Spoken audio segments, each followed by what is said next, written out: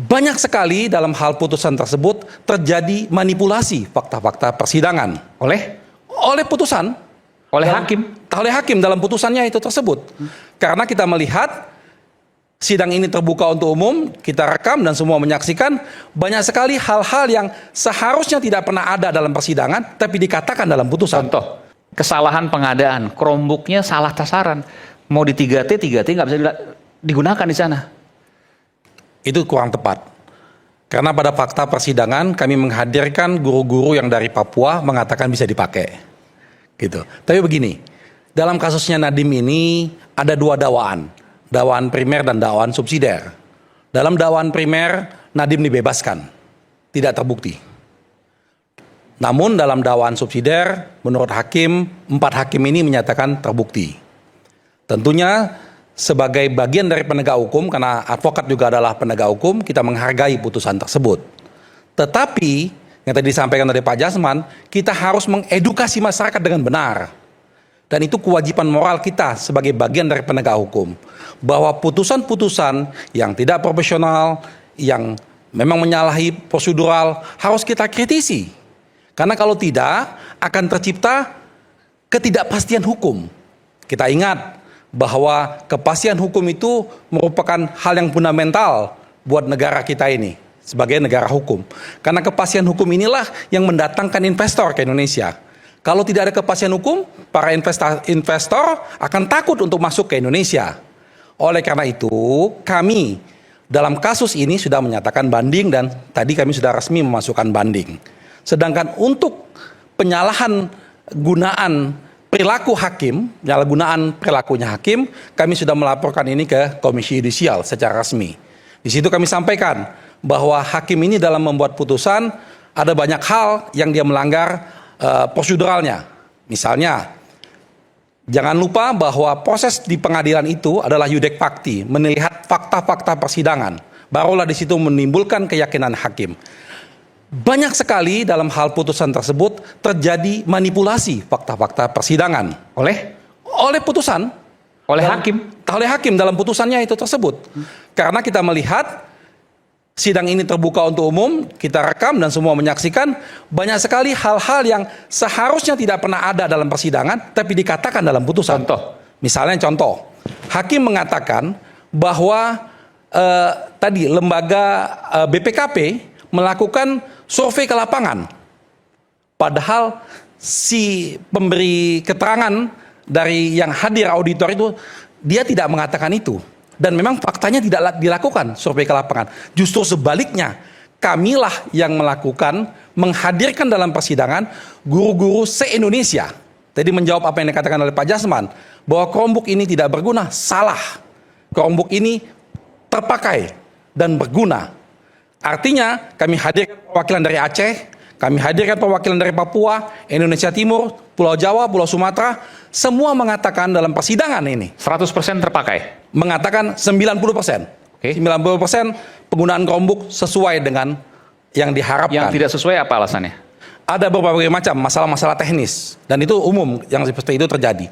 Tetapi ini juga banyak sekali salah pemahaman. Orang menganggap bahwa dengan di daerah 3T sama sekali Chromebook tidak terpakai, itu juga salah. Karena untuk di daerah 3T sudah ada Chromebook yang tidak perlu menggunakan internet. Dimasukkan program-program di sana dan program-program itu dipakai. Itulah kemarin kami dalam persidangan, ini fakta lagi persidangan, salah satu guru dari Papua mendemonstrasikan penggunaan Chromebook tanpa internet. Artinya Chromebook itu dapat digunakan. Nah, jadi hal-hal inilah yang kira-kira menjadi perhatian kita, bahwa saat ini kami sudah melakukan banding, tapi kami juga melakukan kritisasi terhadap putusan tersebut. Maksudnya kalau Chromebook nggak pakai internet artinya mengandalkan data internal? Iya, yang sudah dimasukkan dalam Chromebook tersebut. Dan itu dipakai. Dan sampai mungkin kalau kita bisa melihat rekaman-rekaman persidangan, ada beberapa guru yang sampai bahkan menjelaskan secara detail di persidangan bagaimana sekolah mereka jauh lebih maju setelah adanya Chromebook tersebut. Inilah hal-hal yang sama sekali diabaikan oleh putusan, oleh majelis hakim. Tidak dimasukkan dalam pertimbangan. Itu yang kita sesalkan, kenapa hal-hal ini tidak dipertimbangkan sehingga dikatakan bahwa seakan-akan tidak berguna. Oke, baik. Bung Agustinus. Anda punya data yang berbeda soal ini? Ya, terima kasih.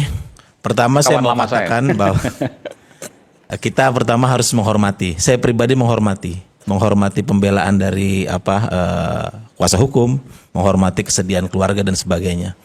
Tapi saat ini yang kita bicarakan adalah tentang fakta hukumnya. Dan produk yang sudah ada saat ini adalah putusan Pengadilan Negeri Jakarta Pusat, putusan 147. Itu adalah dokumen publik hasil dari pengadilan yang harus kita hormati. Jadi ada baiknya kita mengacu ke sana. Saya tidak akan terlalu banyak masuk ke dalam pokok perkara ya. Tapi nomor satu adalah apa sebenarnya kesalahan Nadiem di situ. Karena dalam putusan ini saya mengutip putusan ya.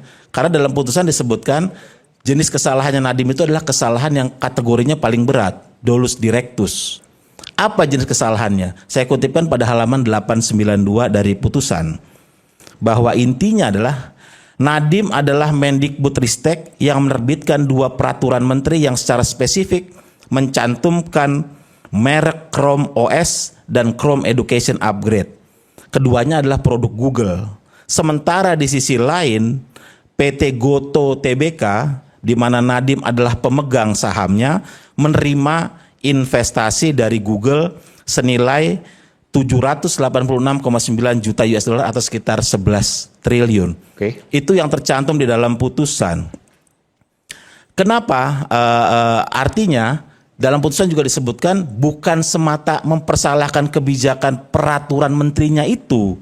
Bukan. Yang dipersalahkan adalah ada rangkaian perbuatan, pengulangan, pola yang menggambarkan maksud dan tujuan di balik aturan itu.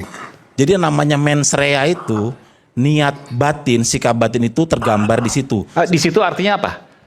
Bahwa ada investasi capital flow yang menguntungkan Pengulangan perbuatan itu maksudnya dari rangkaian misalnya Iya. pengangkatan juristan yang staf khusus yang dianggap melanggar peraturan menteri tentang dia tidak boleh dia kan harusnya staf khusus itu hanya sebagai memberikan konsultasi ya, memberikan rekomendasi tapi tidak boleh masuk ke dalam teknis. Kedua juga nah ini yang paling penting mengenai konflik kepentingan. Konflik kepentingan ini yang jarang dibicarakan bahwa artinya dianggap bahwa Nadiem tidak hanya berposisi sebagai menteri tapi dia juga berposisi sebagai pemegang saham. di Memang AKAP itu PT AKAP. baik di AKAP maupun di PT Gojek Indonesia. Oke. Ini adalah 2 entitas yang berbeda gitu. Konflik kepentingan ini yang jarang dibicarakan orang gitu. Konflik kepentingan bahkan Nggak, ini kan simpel. Kalau ada konflik kepentingan artinya ada yang diuntungkan. Ada. Perusahaan milik Nadiem diuntungkan dari ini. iya jadi begini, ini kan sering Gimana dinarasikan begini. Dinarasikan bahwa tidak ada aliran dana ke pribadi Nadiem. Ya. Memang betul. Faktanya memang tidak ada aliran dana pribadi ke Nadiem, tapi ingat dalam unsur pasal 3 menguntungkan diri sendiri atau orang lain atau korporasi. Nah, yang dikenakan kepada Nadiem ini adalah menguntungkan korporasi. Setiap orang yang dengan tujuan menguntungkan diri sendiri atau orang lain atau korporasi. Di mana menguntungkan korporasi di sini? Penerimaan investasi dari Google ke PT AKAP, kemudian ke PT Gojek Indonesia. Yang kaitannya disebut oleh hakim sebagai rangkaian konsolidasi menjelang IPO. Itu yang ada di dalam putusannya. Iya, iya. Cuma ini terkesan memang kita tidak bisa memahami secara mudah. 11 triliun masuk ke perusahaan yang terafiliasi dengan Nadiem. Iya, Kurang lebih itu. seperti itu. Ada yang mau jawab? Silakan Bung Agus. Jadi 11 triliun. nggak begitu. Jadi Goto ini masuk ke Google ini masuk ke AKAP tuh dari tahun 2017. 2017 tuh sudah masuk. Kemudian masuk lagi tahun 2019 pada bulan Oktober ya kalau nggak salah ya. Ya Oktober ya. Tahun 2000. 2000. Saya ngelihat anunya. Jadi Tahunnya, mungkin tahunnya aja. tahun-tahunnya. Jadi kalau nggak salah 2020 seperti itu. Dengan kata Tapi lain. udah lama lah Google, Ya, ini jadi dia masuk. tuh ada 3 kali masuk. Jadi Oke. 3 kali masuk. Saya nggak lihat datanya, saya nggak bawa datanya. Tetapi harus digambarkan bahwasannya berapa sih sebenarnya sahamnya Nadiem di PT AKAP ini. Kalau Dia dikatakan mengambilkan menguntungkan, oke. Saham Nadiem itu 3,46%, Bapak. 3,46%. Kalau ditambah dengan saham Google, itu angkanya tuh 6%. Saham itu tidak menyebabkan baik Nadiem maupun Google, baik secara sendiri-sendiri maupun secara bersama-sama bisa kemudian merubah aksi korporasi. Ingat bahwasanya keuntungan itu tidak didapat ketika saham itu masuk. Itu nggak ada keuntungan. Keuntungan kan ada, Pak, definisinya. Makanya ada laporan laba dan rugi. Setelah kemudian sebuah perusahaan beroperasi, ada laba dan rugi. Nah ini orang masuk modal itu belum ada keuntungannya. Oke, mana ada keuntungannya? 11 triliun belum ada keuntungannya, baru masuk. 11 triliun nggak ada, 804 miliar. 11 triliun, silakan Denmar. Sebenarnya ceritanya begini, ini cerita besarnya adalah tentang bisnis startup yang ujung-ujungnya adalah profit melalui exit di IPO pada tahun 2022. Jadi ingat ya, jadi kita harus lihat, jadi ujung follow the money. Uangnya itu adanya di IPO. Ketika Goto IPO, dia berhasil menghimpun dana 15,8 triliun. Valuasi Goto saat itu 400 triliun. Jadi AKAP itu berdiri 2015, dalam waktu 7 tahun 2022 sudah 400 triliun. Oke. BCA, BRI dan sebagainya perusahaan gede butuh puluhan tahun untuk itu. Jadi cerita besarnya itu tentang itu. Selama rangkaian itu 2015 sampai 2022 terjadi apa yang namanya valuasi. Peningkatan valuasi, investor ini masuk, investor ini masuk, investor ini masuk. Nah, itu sebetulnya hal yang tidak apa-apa, praktik yang lazim dalam suatu bisnis. Aksi korporasi lah, oke. Masalahnya selama dalam rangkaian itu ada instrumen negara yang dipakai.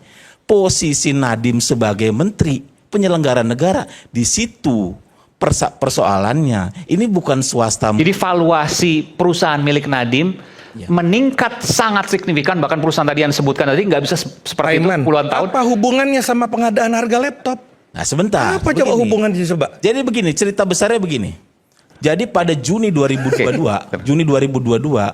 pernah saya diundang sebagai narasumber di Panja Komisi 6 DPR yang membahas investasi Telkomsel di Goto sebesar 6,4 triliun. Saat itu terungkap. Jadi sebetulnya sebelum kasus Chromebook ini, saya soroti kasus Goto. Saat itu terungkap bahwa salah satu alasan Telkomsel masuk ke dalam Goto adalah karena dia melihat ada Google di sana. Google. Ya, Google masuknya lebih dulu, makanya Telkomsel masuk 6,4 triliun. Nah, mengenai Chromebook ini persoalannya adalah konflik kepentingan tadi, tujuannya adalah menciptakan relasi bisnis strategis antara Goto TBK, Goto ya, perusahaannya Nadiem, dan Google sebagai investor. Nah, valuasi itu terbentuk adalah melalui aksi korporasi. Karena Google masuk, valuasi naik. Dan kenapa Google masuk? Karena Nadiem menjabat sebagai Mendik. Itu yang disebut oleh hakim sebagai ada korelasi temporal dan substansial. Ada kaitan antara kronologi masuknya investasi Google dengan perbuatan Nadiem yang ujungnya adalah peraturan menteri yang mengunci spesifikasi Chromebook. Oke, jadi gini, ini saya koreksi kalau saya salah. Jadi saya buat lebih simpel, lebih sederhana. Jadi valuasi nilai perusahaan milik Nadiem, Goto, AKAP ya, aplikasi karya anak bangsa itu naik karena ada Google masuk di sana. Kenapa Google masuk di sana? Karena Nadiem jadi menteri menggunakan jasa Google lewat Chromebook itu. Ya itu yang disebut ada korelasi temporal dan substansial. Salah ya, salah berpikirnya gini. Jadi ini cara berpikirnya yang di dalam dakwaan di copy paste oleh hakim sehingga dikutip tadi. Seperti itu. Di mana salahnya? Jadi begini.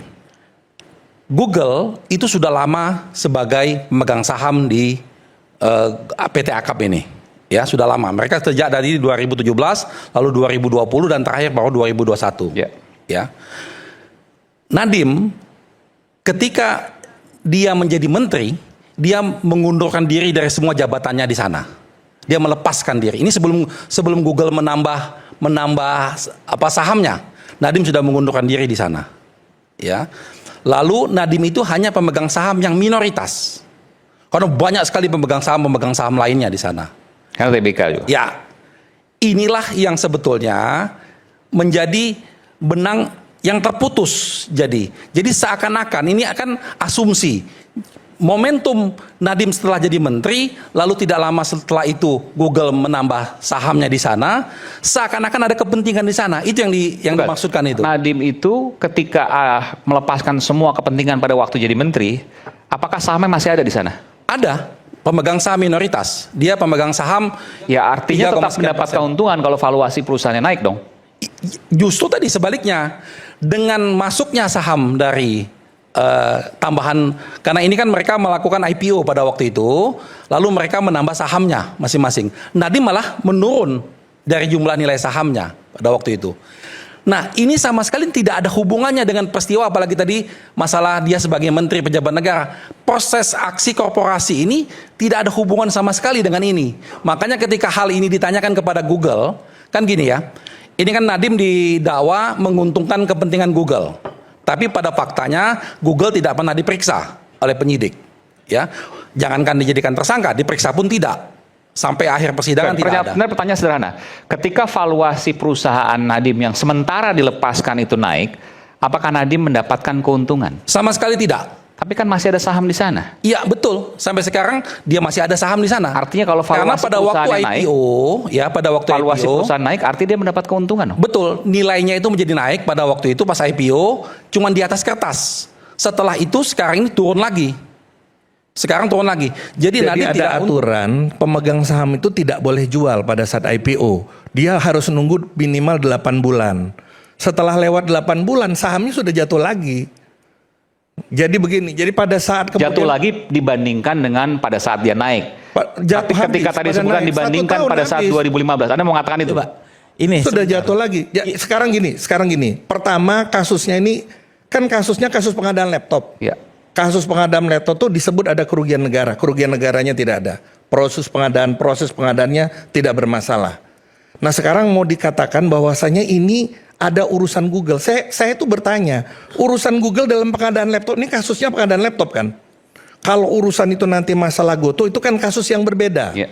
Apakah kemudian Telkom kemudian melihat adanya Goto atau tidak? Kita akan bicara hal-hal yang berbeda. Sekarang kasusnya itu kita batasi dulu karena pengadaan laptop ini kan pengadaan laptop ya. Pengadaan laptop ini kan pakai LHA. Pakai laporan hasil audit kerugian negara yang membuktikan ada atau tidak kerugian negara, yang membuktikan ada atau tidak perbuatan melawan hukum. Yang itu tidak terjadi, kerugian negaranya nggak ada, perbuatan melawan hukumnya dalam fakta persidangan tidak disidangkan. Sebentar. Jadi nggak ada urusan sama valuasi. Itu kita bicara yang lain. Kalau itu persoalannya, maka kita akan bicara tidak ada sesuatu urusan yang dengan valuasi. Nggak ada hubungan sama valuasi. Karena cuma 6%, Pak. Apa hubungan Gimana, 6% Boleh. dengan masalah valuasi? Sebentar, ini kita harus dengar klarifikasi dulu. Mengatakan bahwa Google sudah berinvestasi di Gojek sejak 2017 itu justru melemahkan argumen. Kenapa? Pembela. Karena itu menunjukkan, jadi ketika Nadiem menjabat sebagai menteri dan menerbitkan peraturan menteri yang mengunci Chrome OS tadi, itu menunjukkan bahwa dia membuat kebijakan jelas-jelas yang menguntungkan mitra bisnisnya sendiri. Nah, ini harus diluruskan masalah mengunci. Tidak ada yang mengunci. Chrome OS itu bukan merek laptop. Chrome OS itu adalah alat kendali yang digunakan untuk memantau agar laptop itu digunakan atau tidak. Tidak ada yang dikunci. Laptop boleh dari Lenovo, boleh dari Zirek, boleh dari siapa aja. Ini adalah kebijakannya. Kalau tidak ada itu bagaimana caranya memantau itu digunakan atau tidak digunakan? Chrome OS dan Chrome Update Education itu adalah produk Google. Tercantum disebutkan di dalam peraturan menteri itu, 2 peraturan menteri loh. Dua peraturan menteri loh yang diterbitkan oleh Nadiem disebutkan 7 kali Chrome itu. Apa itu bukan merek? Ini yang disebut mengunci spesifik. Kalau masalah mengunci itu begini, sama dengan kita ngomong Microsoft. Salah, bukan merek itu.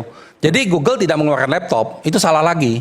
Jadi gini ya, kalau fakta, kita tidak boleh bohongi fakta bahwa 2017 memang benar Google sudah investasi di sana. Ya, itu tidak bisa kita asumsi-asumsikan karena ini fakta, ada tercatat di sana.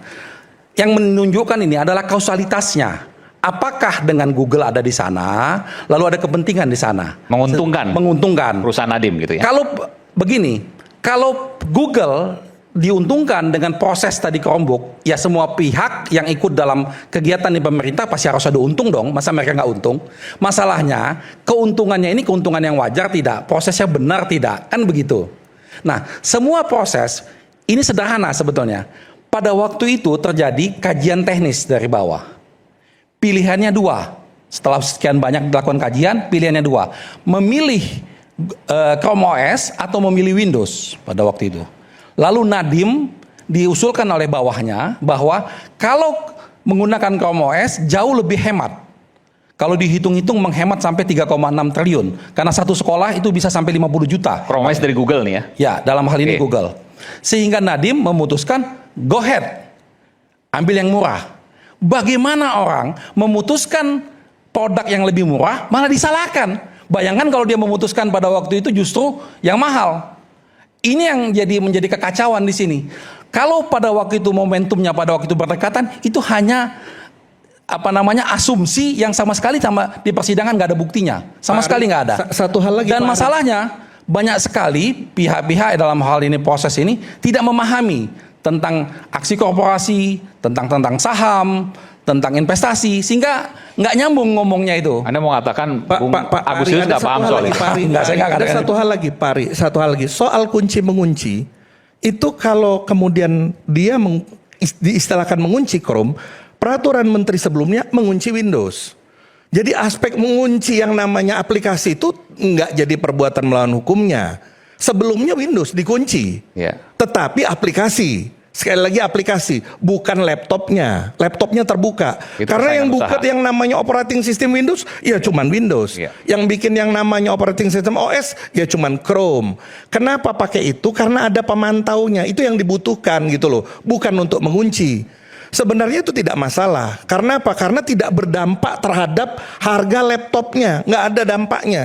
Jadi kalau dikatakan Chrome OS itu merek, itu bahaya. Silakan. Begini loh, ini ada pernyataan yang perlu kita klarifikasi nih dari Pak Budi Sampurna. Gini, bahwa katanya ketika Google masuk dan Nadiem terdilusi, itu justru membuat Nadiem itu rugi, kan katanya seperti itu. Iya. Tidak benar seperti itu. Ada arus masuk, uang masuk, capital masuk, modal masuk, Iya. Nadiem jadi rugi. Mari kita lihat bagaimana uang 809 miliar itu masuk ke ekosistem perusahaan Nadiem. Ini yang akhirnya dijadikan uang pengganti ya? Iya. Bagaimana ada uang 809 miliar yang masuk ke dalam? Iya. PT Gojek Indonesia. Jadi dari PT AKAP, aplikasi karya anak bangsa. Apa kaitan dengan Google? Jadi pada tanggal 13 Oktober 2021 itu, Apakah itu dari Google tuh? sebentar, pada tanggal Kita 13 jelaskan ini selepas jeda. Isu hangat kadang bikin penat, apalagi kalau tidak bisa mencerna dengan cermat. Jangan lupa secangkir kopi yang hangat dan nikmat untuk menemani kebersamaan dalam program Rakyat Bersuara. Saya Aiman Wicaksono, segera kembali. Tetaplah bersama kami di Rakyat Bersuara.